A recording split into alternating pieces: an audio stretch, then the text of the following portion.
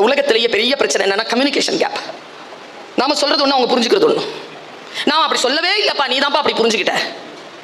நான் ஒருத்தங்களை உடம்பு சரியில்லைப்பா, இப்போ உடம்பு எப்படி இருக்குன்னு கேட்டேன். நான் திமிரா வந்து கேட்குது பாரு பர்வீன். நாம சொன்னது வேற, நம்ம நினைச்சது வேற, வாயிலிருந்து வந்த சொல் வேற. சொல்லினுடைய காயின் அவங்க புரிஞ்சுக்கிட்ட மனநிலை வேற. நேற்று கரூர்ல நடந்திருக்கு இந்த ஆக்சிடென்ட். அந்த ஆக்சிடென்ட்டை சந்தித்த அந்த குடும்பத்திற்கு என்னுடைய ஆழ்ந்த அனுதாபங்கள். அவர்களுடைய அந்த இழப்பிலே நான் அவர்களோடு அந்த துக்கத்திலே பகிர்ந்து கொள்கிறேன். இதை ஒரு முன்னுதாரணமாக எடுத்து பேசுவதற்கு காரணம், நாம் அப்படிப்பட்ட சிக்கலில் இருக்கின்ற பொழுது எப்படி நடந்து கொள்வது என்றது.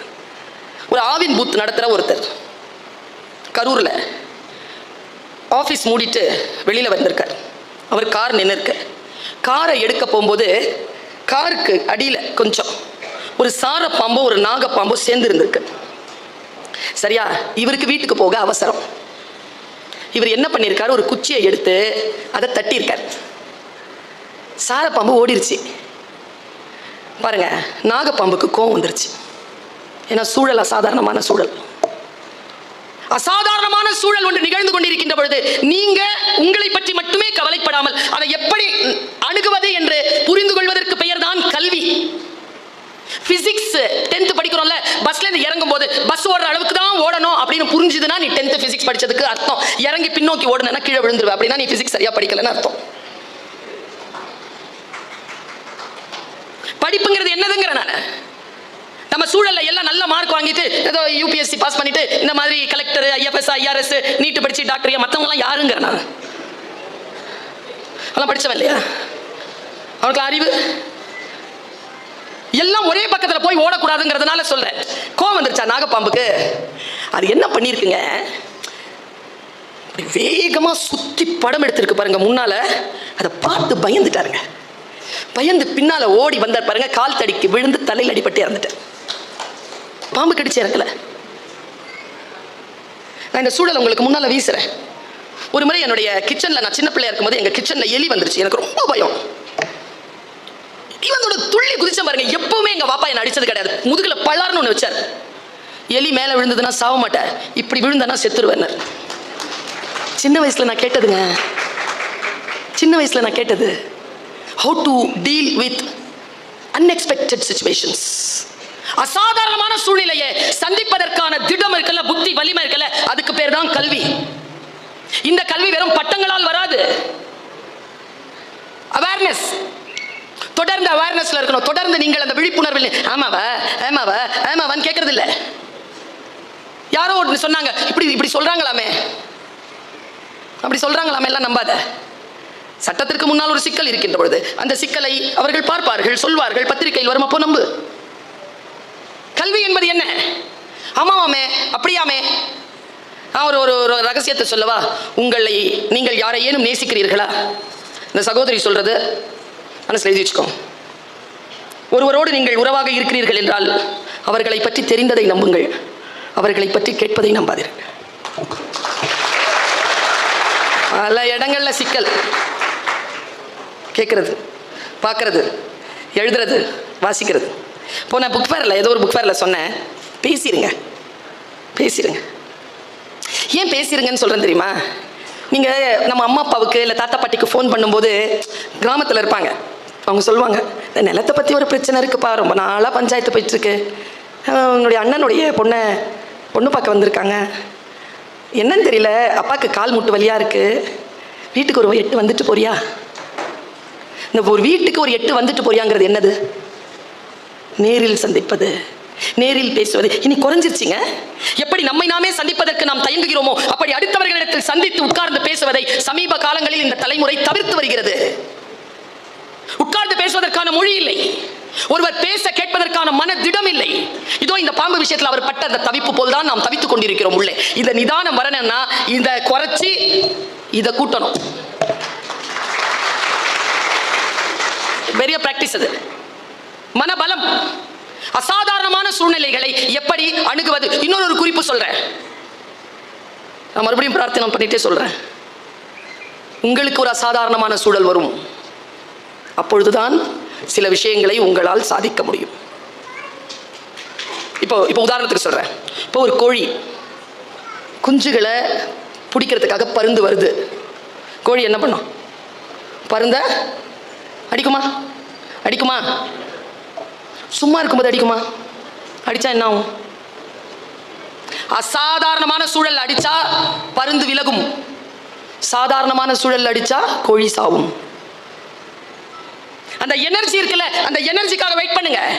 எந்த எனர்ஜிக்கு முன்னாலும் உங்களுடைய சக்தி நிலையை கீழே போடாம உங்களால் ஒண்ணும் இல்லைங்க. மேனேஜ்மெண்ட் அப்படிங்கிறது என்னங்க? மனஸ். இத்தாலிய சொல். குதிரை இருக்குல்ல, அந்த குதிரை என்னுடைய பவரை ஹேண்டில் பண்றதுக்கு பேர் பவர் ஹேண்ட்லிங்னு பேர். மேனேஜ்மெண்ட்னா இந்த பவரை ஹேண்டில் பண்றோமா? கோபம், சோகம், சந்தோஷம், இந்த எல்லா உணர்வுகளையும் மேனேஜ் பண்றதுக்கான புத்தி உங்களுக்கு வந்துருச்சுன்னா நீங்க கல்வியாளர். அடிப்படையில் ஒரு சில விஷயங்களை சொல்றேன். தலைமை குணம் இருக்குல்ல, நம்ம எல்லார்கிட்டையும் இருக்கணும். உங்க எல்லாரையும் பார்த்து ஒரு கேள்வி கேட்கிறேன். நீங்க எல்லாருமே அடுத்தவங்களுக்கு நல்ல ஃப்ரெண்டு தானப்பா? ஏன்பா பெரியவங்க பதில் சொல்லுங்க, சின்ன பசங்க சூப்பரா சொல்லுவாங்க. ஏன்னா அம்மா அப்பா கூட உங்களுக்கு முக்கியம் இல்லை. ரொம்ப இப்போ ஏதோ ஒரு படம் வந்திருக்குல்ல ஃப்ரெண்ட்ஸ் பற்றி, எல்லாம் பார்த்துருங்க. என்னப்பா?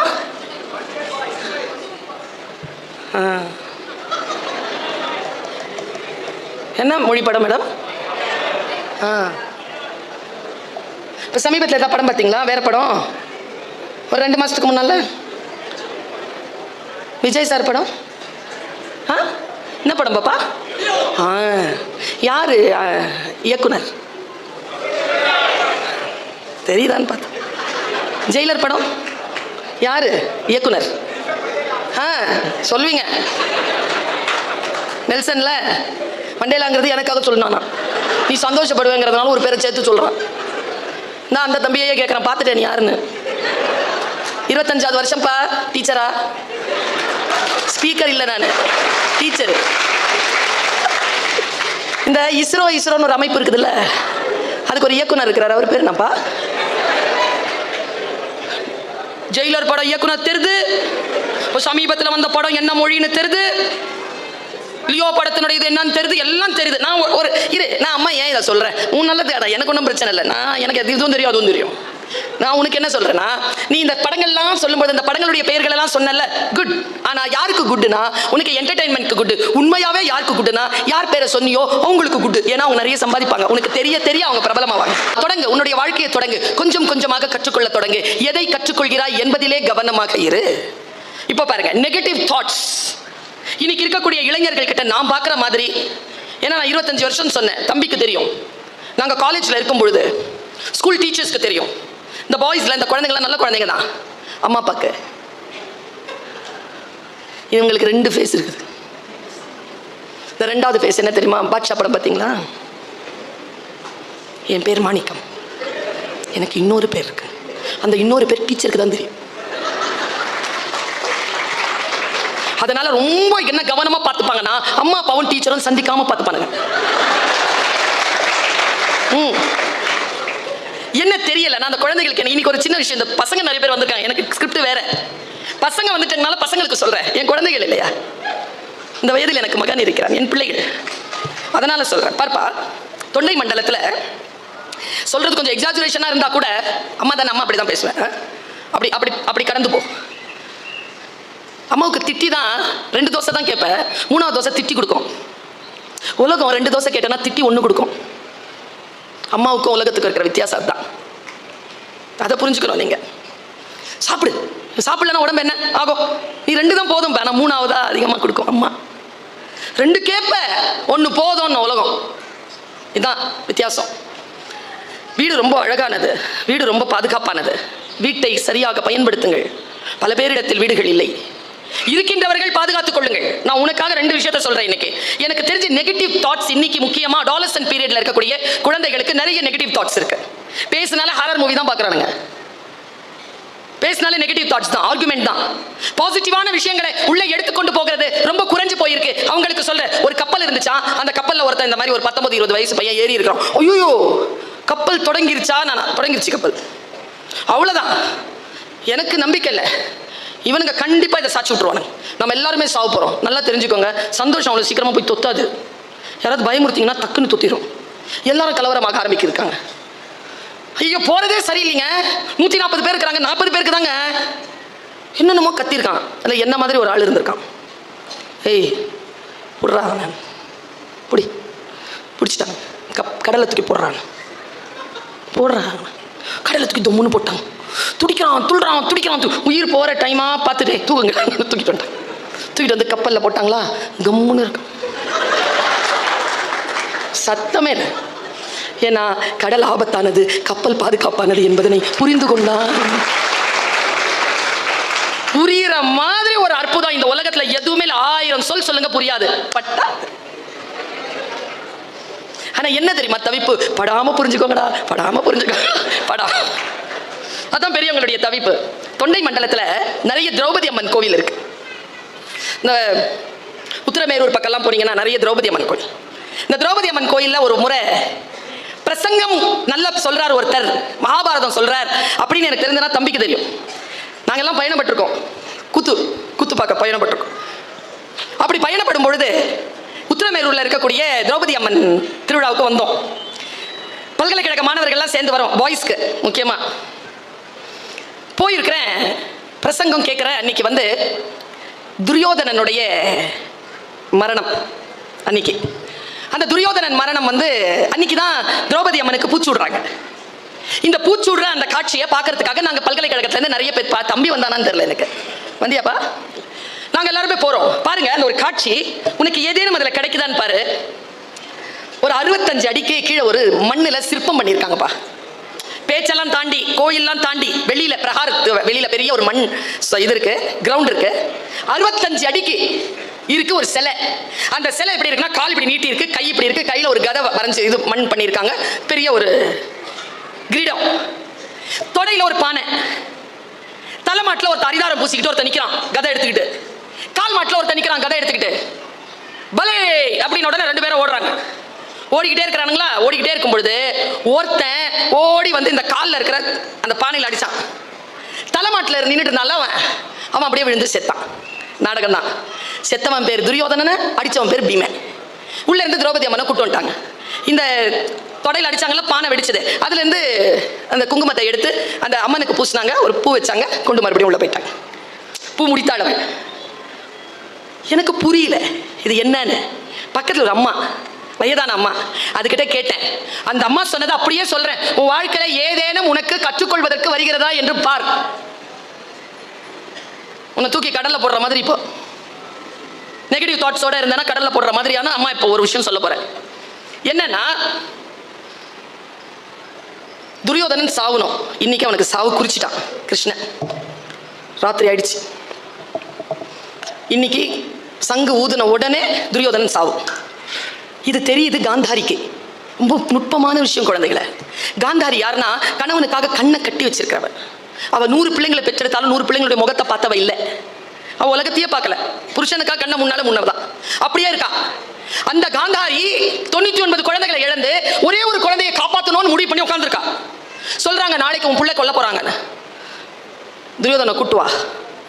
ஒரு பொண்ணு போய் கூட்டு வரா துரியோதனனை. டேய், நேரா போய் என்னுடைய பாசறைக்கு பின்னால் ஒரு குளம் இருக்குல்லடா தம்பி.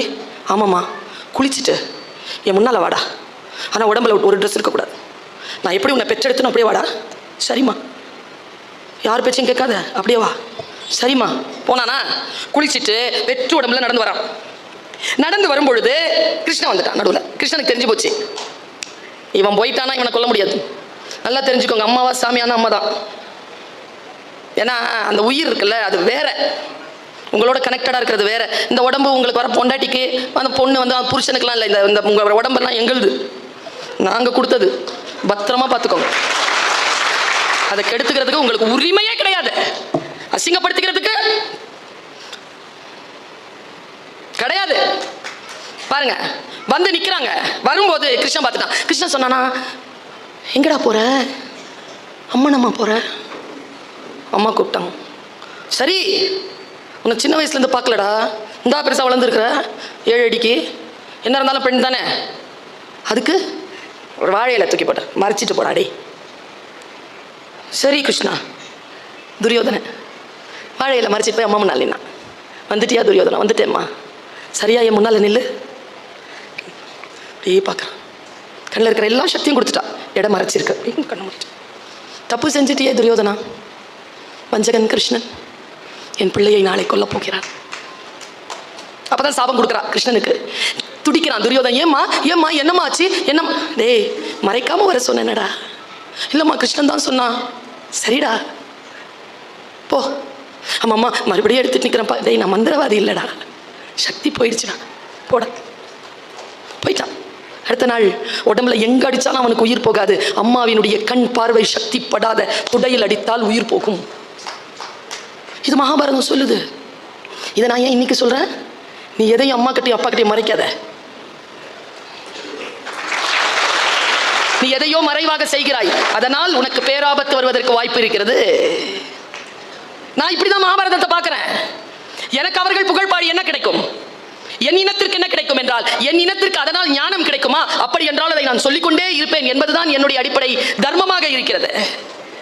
ஒரு விஷயத்தை எப்படி நாம பார்க்கிறோம், எப்படி ஒரு விஷயத்தை புரிந்து கொள்கிறோம். எனக்கு தெரிஞ்சு இந்த கூட்டத்தில், இத்தகைய கூட்டத்தில் சொல்ல வேண்டிய கருத்து என்று ஒன்று உண்டு. இந்த குழந்தைகளுக்கான விஷயங்கள் இருக்கு, நீங்க எங்களோட பயணம் பண்ணுங்க. ஏனென்றால் வயதிற்கு ஏற்ப விஷயங்கள் மாறுகிறது. அப்படி மாறுகின்ற பொழுது, நாம் வரலாற்றை நோக்கி பயணிக்கின்ற பொழுது, வாழ்க்கையில் அரசியல், பொருளாதாரம், குடும்ப சூழல், உடல் நலம் எல்லாம் கிடைக்கிறது. பயணம் செய்ய வேண்டும். ஒன்றை கற்றுக்கொள்வதன் மூலமாக ஒரு பயணம் செய்ய வேண்டும். எனக்கு தெரிஞ்சு நான் உங்கள் மூத்த சகோதரி, உங்கள் தாய், உங்ககிட்ட ஒரு ரிக்வெஸ்ட் வைக்கிறேன். இன்னிலிருந்து நாளையில இருந்தாவது மாத்துங்க. கண்டிப்பா ஒரு தினசரியா படிச்சிருங்க. காலையில படிச்சிருங்க. எப்படி மௌனமா இருக்கீங்க பாரு. படிச்சிருங்க. சரின்னு சொல்லுங்க. முந்தா நேத்து ஒரு செய்தி கேட்டேன். ரொம்ப மனசுக்கு நெருக்கமான செய்தி. 1988ஆம் ஆண்டு ஒரு பொண்ணுக்கு ஒரு விஷயம் நடந்திருக்கு. 22 வயசு பொண்ணு டிஃபென்ஸ்ல போய் நர்ஸா சேர்ந்திருக்கா. அவ பேர் செலினா ஜோன்ஸ். 3 மாசத்துல கல்யாணம் ஃபிக்ஸ் ஆயிடுச்சு. பிரிகேடியர் கிட்ட கல்யாண பத்திரிகை நீட்டியிருக்கா. போயிட்டு வாமான்னு சொல்லியிருக்காங்க. வந்தா பின்னாலேயே டெர்மினேஷன் ஆர்டர் வந்துருச்சு. ஏன்னா டிஃபென்ஸ்ல நர்ஸுகள் திருமணம் செய்து கொண்டால் வேலையில் இருக்கக்கூடாதுன்னு சட்டமா. அந்த அம்மா என்ன தெரியும் பண்ணுச்சு?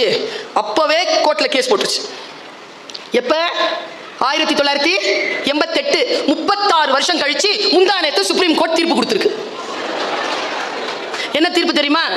ஒரு பெண்ணின் திருமணத்திற்கும் அவள் செய்யும் வேலைக்கும் தொடர்பு கிடையாது. அவளை வேலையிலிருந்து எடுத்தது பிழை. 60 லட்சம் ரூபாய் ஒரே பேமெண்டா செலினா ஜோன்ஸ்க்கு டிஃபென்ஸ் கொடுக்கணும்னு சொல்லிட்டு தீர்ப்பு வந்துச்சு. இதை நான் பத்திரிகையில படிக்கிறேன்.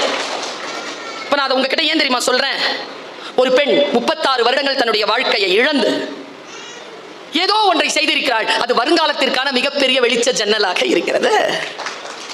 இது எனக்கு தெரிகிறது. வாசிக்கின்ற பொழுது எனக்கு தெரிகிறது. பல விஷயங்கள் தெரிந்து கொள்ளுதல் என்பது அடுத்தவர்கள் சொல்லுவதை காட்டிலும் நீங்களாக முயற்சித்து தெரிந்து கொள்ளுகின்ற பொழுது அதனுடைய அகலம், பரிமாணம் வேறு. யாரோ ஒருவர் சொல்லுவதல்ல, நீங்கள் நேரடியாக அதை அனுபவிக்கக்கூடிய ஒன்று. பாருங்க, இந்த ஜீசஸ் கால்ஸ்னு ஒரு அமைப்பு இருக்கு, தெரியுமா உங்களுக்கு? இப்படி ஒரு கை இருக்குல்ல, ஒரு கை இப்படி இருக்குமே, நடுங்கிற மாதிரி கை. யார் கை அது? யார் கை? சொல்லுங்க. அவங்க என்ன பயம்னா, நாங்க ஏதாவது சொல்ல போய் நீ அதை எப்படியோ மாத்தி தான் சொல்ல போற, நீயே சொல்லிக்கோ. ஆக்சுவலா அந்த கையை நம்ம ஜீசஸனுடைய கரங்கள்னு பார்க்க. ஜீசஸ் கரங்கள் அவ்வளவு நரம்புகள் புடைத்த கையில். 33 வயதில் இறந்து போனவர் அவர். அவர் கை அப்படி இருக்காது. ஆனால் அந்த கை பார்த்தீங்கன்னா ஒரு நடுக்கத்தோடு நரம்புகள் புடைத்து ரொம்ப முதிர்ந்த கையா இருக்கும். நான் அதை பத்தி, இது என்னது இந்த கை போட்டிருக்குது, பார்த்தாலே ஒரு மாதிரி மனசு குழையுது. அதனுடைய வரலாறு தேடி போனேன். அது ஒரு வரலாறு எனக்கு தெரிஞ்சது. பாருங்க, இது நான் இப்போ எனக்கு ஞாபகம் வருது, நான் சொல்றேன். பாருங்க, 2 பேர் பிறந்திருக்காங்க ஒரு நாட்டில், வெளிநாட்டில். நாட்டின் பேர் மறக்கிறேன் நான், ஞாபகத்துக்கு வந்துடும், போறதுக்குள்ள ஞாபகத்துக்கு வரும். அந்த 2 பேர் அண்ணன் தம்பிங்க. அவங்க வீட்டில் வருமே, ஒருத்தன் சிற்பி, ஒருத்தன் ஓவியன். அண்ணன் சிற்பி, தம்பி ஓவியன். ஆனால் அதை படிக்க வேண்டும் என்றால் நிரம்ப செலவழிக்க வேண்டும். 2 பேரும் ஒரு அக்ரிமெண்ட்க்கு வராங்க. தம்பி, முதல்ல நான் வேலைக்கு போறேன்டா, நான் சம்பாரிச்சு உன்னை படிக்க வச்சுறேன், நீ படிச்சு சம்பாரிச்சு என்னை படிக்க வைக்கிறியா? ஓகேன்ட்டான் தம்பி. தம்பி நேரா போயிட்டான். இவன் சிற்பி இருக்கான்ல, அவனுக்கு சிற்ப வேலை கிடைக்கல, கல்லுடைக்கிற வேலை தான் கிடைச்சிருக்கு. அவன் கல்லுடைக்கிறான், வேலை செய்கிறான், கல்லுடைக்கிறான். 5 வருஷம் ஆச்சு, 6 வருஷம் ஆச்சு, பையன் இன்னும் ஃப்ளரிஷ் ஆகலை. 12 வருஷத்துக்கு அப்புறமா தம்பி பெரிய ஆளாயிட்டான். தம்பி வீட்டுக்கு வரான். அண்ணே, என் ஒரு ஓவியமாக அவ்வளோ விலைக்கு போகுதுண்ணே, இனிமேல் நீ படி, நான் போனேன், நீ படிண்ணே, நான் பார்த்துக்கிறேன் நான் அப்படின்னு. உடனே அண்ணன் சொன்னானா, ரொம்ப நன்றிப்பா, இப்படி கையை நடுங்கியிருக்கேன், இனிமேல் என்னால் சிற்பங்களை சிதைக்க முடியாது, சிற்பங்களை செதுக்கக்கூடிய ஆற்றலை என் கரங்கள் 12 ஆடுங்கள் கல் உடைத்து உனக்காக செலவழித்ததில் என் கரங்கள் இப்படி நஞ்சு போச்சுரா அப்படின்னு நடுங்கியபடி அந்த அண்ணன் கூப்பிய கைதான் ஜீசஸ் கால்ஸ்ல வச்சிருக்காங்க. அடுத்தவர்களுக்காக பயன்பட்டு போனது.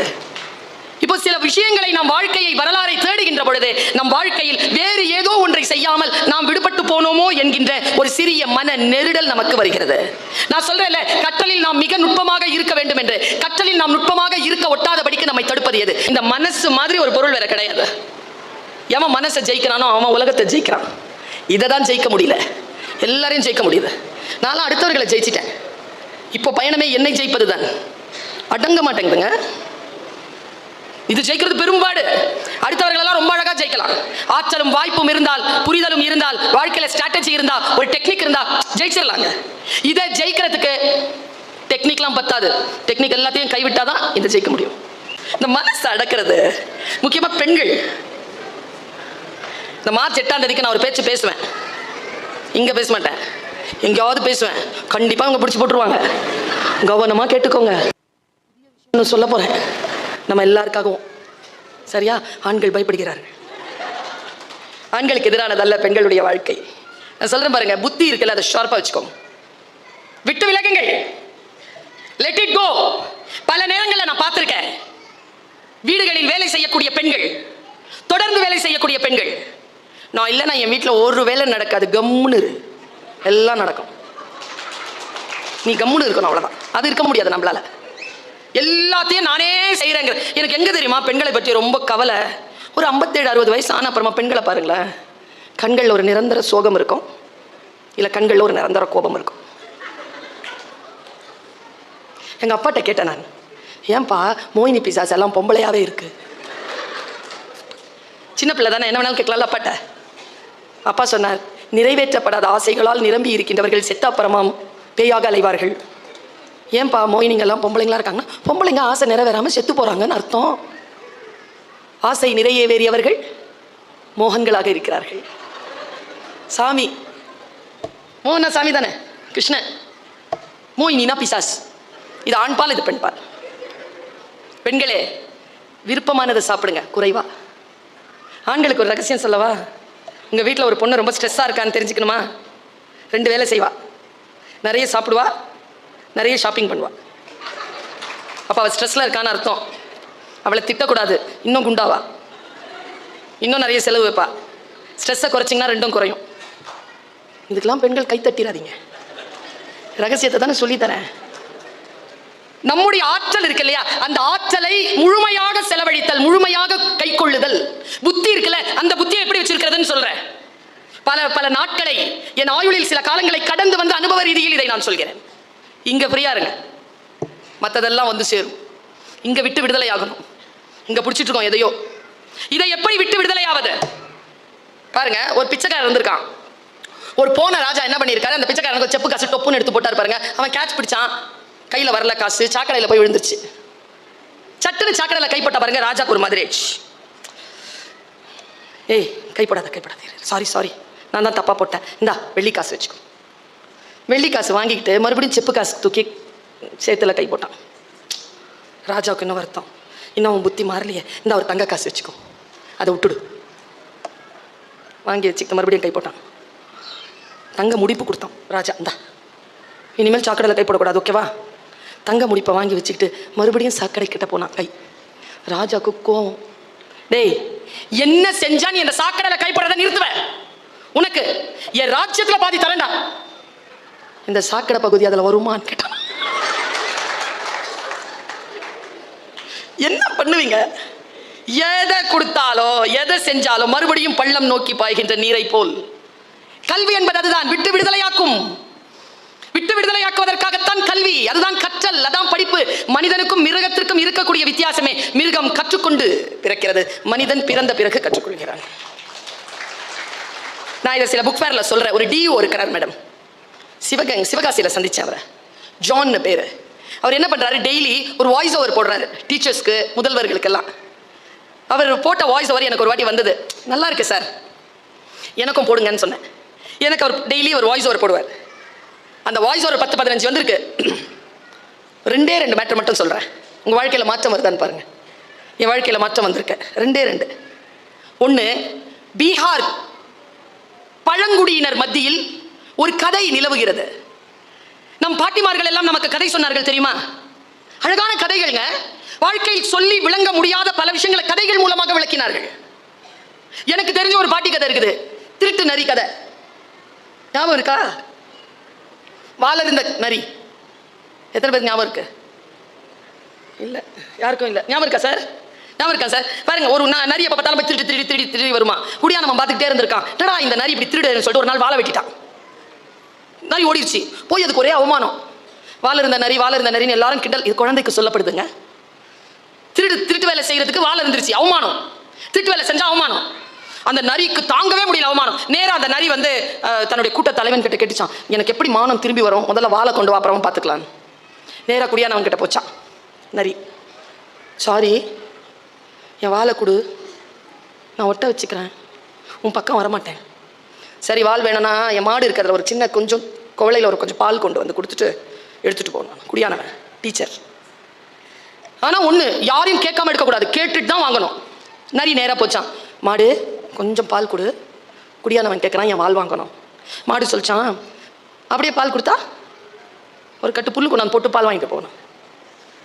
போய் நேராக புல்லு கட்டு கட்டிச்சான், ஒரு கட்டு புல்லு எடுத்துக்கவா, எடுத்துக்க, ஒரு வாளி தண்ணி ஊற்றிட்டு எடுத்துக்க. நேராக ஆற்றுக்கிட்ட போய் நின்று, நான் ஒரு வாளி தண்ணி எடுத்துக்கவா, புல்லுக்கு போடணும், புல்லு கிடைச்சாதான் மாட்டுக்கு பால் கிடைச்சாதான் வால் கிடைக்கும், கொஞ்சம் தண்ணி எடுத்துக்கவா. என் கரை உடஞ்சிருக்கு, கொஞ்சம் மண்ணை கொட்டிட்டு தண்ணி எடுத்துகிட்டு போச்சு. நேராக மண்ணுக்கிட்ட வந்துச்சான், மண்ணே கொஞ்சம் மண் எடுத்துக்கவா, ஆற்றுக்கு கொடுக்கணும், அப்போ தான் தண்ணி கிடைக்கும், தண்ணி இருந்தால் தான் புல் கிடைக்கும், புல் இருந்தால் தான் பால் கிடைக்கும், பால் கொடுத்தா தான் வால் கிடைக்கும். சரி, அங்கே ஒரு விதை இருக்குது, எடுத்து விதைச்சிட்டு அது ஒரு மொட்டு விடும், அந்த இலையை பார்த்துட்டு மண் எடுத்துகிட்டு போ. இது போட்டுச்சான். உட்காந்துட்டு இருக்குது. செடி முளைக்க 1 மாதம் ஆச்சான். 1 மாதம் வரைக்கும் ஒரு இலைக்காக காத்திருப்பது எவ்வளவு பெருமதியானது, ஒரு பொருளை உற்பத்தி செய்தல் எவ்வளவு பெருமதியானது என்பதனை காலத்தால் தான் அது முடியும். காலத்திற்கு நாம் பயந்து கொள்ள வேண்டும். மற்றவர்கள் காலத்தை செலவழித்து சம்பாதிப்பதை நாம் திருடக்கூடாது என்பதனை அந்த நரி உணர்ந்து கொண்ட தருணம் என்று அந்த பாட்டியின் கதை முடிகிறது. இதை குழந்தை மனசுலேயே போட்டுறணும், சொல்லாததெல்லாம் விளங்கும். இப்போ நான் டிஓ சார் சொன்னது வரேன். ஒரு பழங்குடி, பீகார் பழங்குடி, ரொம்ப புத்திங்க அது. நான் சொல்கிற 2 விஷயமும் ரொம்ப புத்தியான விஷயம். நான் இதை சொல்லிட்டு இடம் சார்றேன், ரொம்ப நேரமாக உட்காந்துருக்குறோம். ரொம்ப பிரார்த்தனையோடு சொல்கிறேன் இதை. ஒரு புறா கூட்டம் இருந்துச்சான். புறா தலைவன் ஒருத்தர் இருந்தானா. ஒரு இளமையான பையனை கூப்பிட்டு, ஒரு புறாவை கூப்பிட்டு, டே, உயிர் காப்பாற்றிக்கணும், நாம சாவக்கூடாது, அப்படின்னா யாரோட ஜாக்கிரதையாக இருக்கணும். அந்த இளைய புறா சொல்லிச்சான், குறி வைக்கிறான்ல வேட்டைக்காரன், அவன்கிட்ட ஜாக்கிரதையாக இருக்கணும். ஏன்? அவன் குறி தப்புறது இல்லை. நம்ம ரொம்ப ஜாக்கிரதையாக இருந்தால் தான் நம்ம விலக முடியும். ஓ, அவங்க அம்மாட்ட கேட்டுச்சா, சரியா சொல்லுதா அந்த புறா? சரியா சொல்லுது சார். இல்லை, தப்பா சொல்லி கொடுத்துருக்க. என்ன தப்பா சொல்லி கொடுத்துட்டேன்? குறி வைக்க தெரிந்த வேட்டைக்காரனிடத்தில் ஜாக்கிரதையாக இருக்க வேண்டும்னு எல்லாருக்கும் தெரியும். உயிர் இயற்கை. யாரோட ஜாக்கிரதையாக இருக்க தெரியும்னா, ஆயுதம் தாங்கிய வேட்டைக்கு புறப்பட்டு இருக்கக்கூடிய குறி வைக்க தெரியாத வேட்டைக்காரனிடத்தில் ஜாக்கிரதையாக இருக்க வேண்டும். ஏன்னா நான் குறி இவனுக்கு தான் வைப்பேன், நீ அவனுக்கு தானே வச்சிருக்கிறேன்னு எங்கேயோ பார்த்துட்டு இருப்பேன், கரெக்டாக உங்ககிட்ட வரும். குறி வைக்க தெரிந்தவர்களிடத்தில் இல்லை, அதிகாரம் வைத்துக்கொண்டு அந்த அதிகாரத்தை எப்படி பயன்படுத்த வேண்டும் என்று தெரியாமல் இருப்பவர்களிடம் மிகுந்த ஜாக்கிரதையாக இருக்க வேண்டும் என்று இந்த பழங்குடி கதை நமக்கு சொல்கிறது. அறிவுங்க, புத்தி. இன்னொரு விஷயம் சொல்கிறேன். எங்கள் அம்மா, நான் 45 வயசு கடந்திருக்கு. எனக்கும் எங்கள் அம்மாவுக்கும் இருக்கிற பாண்டேஜ், இங்கே இருக்கிற வயதானவங்க, என் வயதில் ஒத்தவர்களுக்கெல்லாம் அந்த பாண்டேஜ் வேற. இன்னைக்கு இருக்கிற இந்த பசங்களுடைய பாண்டேஜ்லாம் வேற. எங்கள் அம்மா கண் கலங்கன்னா எனக்கு இங்கே உதிரும். கிட்ட போய் கேட்க முடியாது, ஏமா அழுகுறேன்னு, செருப்படி விழும். வா அப்படிம்பாங்க. அமைதியாக நிற்கணும், ஏதாவது வேலை கொடுத்தா செய்யணும். அவங்க சாந்தமாகும்போது பக்கத்தில் போய் உட்காந்துக்கணும், இல்லை காலடியில். அவ்வளோதான், அவங்கள சாந்தப்படுத்துறது அவ்வளோதான். ஸோ லாங்குவேஜ், பேரண்டல் லாங்குவேஜ் நம்மக்கிட்ட இருந்தது. எங்கள் அம்மாக்கு 79 வயசு. ஒரு போன வாரம் நான் எங்கள் அப்பா ஞாபகத்தில் ஏதோ கண் கலங்கிருச்சு. என் பையன் வரான். What happen? நல்லா தானே இருந்த காலையில், அழுற ஐயா, என்ன சொல்லு அம்மாட்ட. எனக்கு எங்கே தெரியுமா கவலை? என் பிள்ளை என்கிட்ட அப்படி பேசுதுன்னு கவலை இல்லை, அவன் பிள்ளை அவங்ககிட்ட என்ன பேசும்? இந்த பெரியவங்களெல்லாம் பார்க்கும்போது மனசால சொல்கிறேன், கடவுளுக்கு சாட்சியாக சொல்கிறேன், மிஸ் பண்ணக்கூடாதுங்க பெரியவங்கள. ஒரு நூலகம்ல 75 வயசு, 10 வயசுலேருந்து ஆரம்பிச்சிருப்பாங்களா வாழ்க்கை, 65 வயசு நூலகம். எனக்கு அப்படிதான் தெரியும் பெரியவங்களை பார்த்தா. பெரியவர்களை பார்த்துக் கொள்ளுதல், அவர்களுடைய பேச்சை கேட்டுக்கொள்ளுதல் ரொம்ப சென்சிட்டிவா இருக்குதுங்க இன்னைக்கு. ஏதாவது சொல்ல முடியுதா பிள்ளைங்களை? இந்த பரம்பரை இருக்குதே, நம்ம பரம்பரை, பெரியவங்க பேச்சை கேட்ட கடைசி பரம்பரை. இந்த இது பேச்செல்லாம் கேட்க தொடங்கி இருக்கிற முதல் பரம்பரை.